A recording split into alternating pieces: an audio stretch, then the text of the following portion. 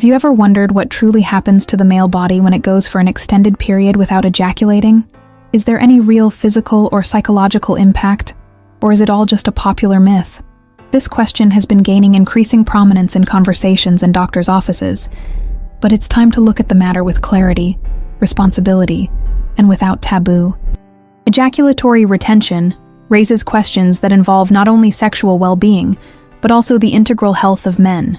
Recent studies have begun to analyze more deeply the effects of prolonged abstinence, raising hypotheses about possible hormonal alterations, physical discomfort, and even emotional transformations. Although the most robust clinical evidence points to a great capacity for the body to adapt, especially with regard to the recycling of unexpelled semen, there are aspects of daily life that deserve consideration, especially for men who are in voluntary or involuntary periods of abstinence. After all, what does science really know about this phenomenon?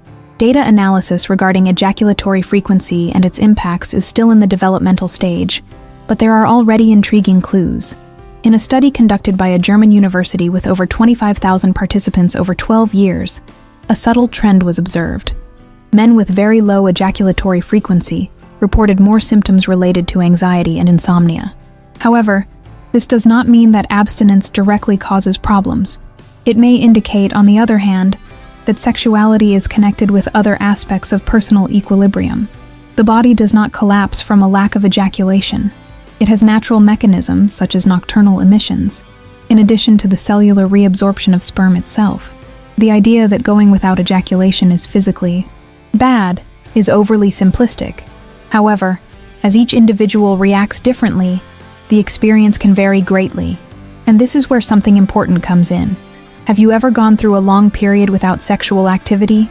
How did it affect your mood, your focus, your routine? Tell us in the comments. And if this content is making you reflect, subscribe to the channel and join us in understanding the human body consciously and without judgment. Beyond the biological adaptations the body naturally undergoes during extended periods of non-ejaculation, there are other situations that pique curiosity. For instance, pelvic congestion, a discomfort some men report experiencing when in a state of constant sexual arousal without release. This sensation doesn't pose a clinical risk, but it can be bothersome for those who don't understand what's happening.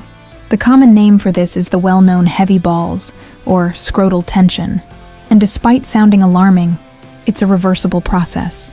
Another point of interest is that certain myths still persist, such as the notion that prolonged abstinence can cause infertility. This is unfounded. Sperm production is constant, and the male body finds ways to renew and reabsorb cells that aren't used. This process is, in fact, beneficial, as it prevents the accumulation of aged sperm, thus maintaining the quality of production. There are also those who believe that not ejaculating leads to aggression or muscle loss, but these claims lack scientific basis. Now, if you've made it this far, it's because you're interested in self-knowledge. So, why not share the biggest question you've ever had about the male body that no one has ever explained to you properly? And of course, take this moment to subscribe to the channel. No pressure, but with a sincere invitation. Here, we discuss health with respect and an open mind. Another aspect that cannot be ignored is the issue of penile disuse. Unlike ejaculatory abstinence, complete disuse, without any kind of stimulation or erection, can indeed lead to structural changes over time. The penis, like any other bodily tissue, requires adequate blood circulation and regular stimulation to maintain its functionality. In patients bedridden for extended periods, for instance, the occurrence of partial penile length loss associated with a lack of erections has already been documented. This happens because the absence of frequent blood flow reduces oxygenation of the cavernous tissue. But rest assured, this does not mean that you need to be in constant sexual activity to avoid this problem. Techniques such as pelvic floor exercises, intimate physiotherapy, and even simple spontaneous erections are sufficient to maintain penile health. And for those who are in voluntary celibacy, whether due to spiritual, emotional, or other personal reasons, the most important thing is to maintain a healthy connection with their own body. Sexuality is not limited to the sexual act. It involves self-care, perception, and body awareness. Maintaining a healthy penis goes beyond ejaculation. And to conclude, It is essential to remember that there is no single right way to experience sexuality. Abstinence is neither a sentence nor a miracle.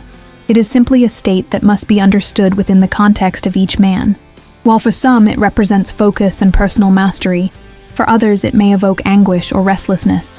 What is important is to be aware of the signals of one's own body, respect its limits, and seek genuine knowledge, without being swayed by unfounded fears or popular beliefs. Here, information is our ally. If you learned something new today, if this video gave you a new perspective on your body or your routine, take this moment to leave your comment. Share your experience, your doubt, or even your story of overcoming challenges with the community.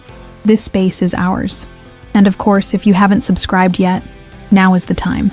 Come be a part of this journey of discovery, without judgment, and with great respect for who we are. Together, we build a more conscious environment, where health is a serious conversation and accessible to everyone.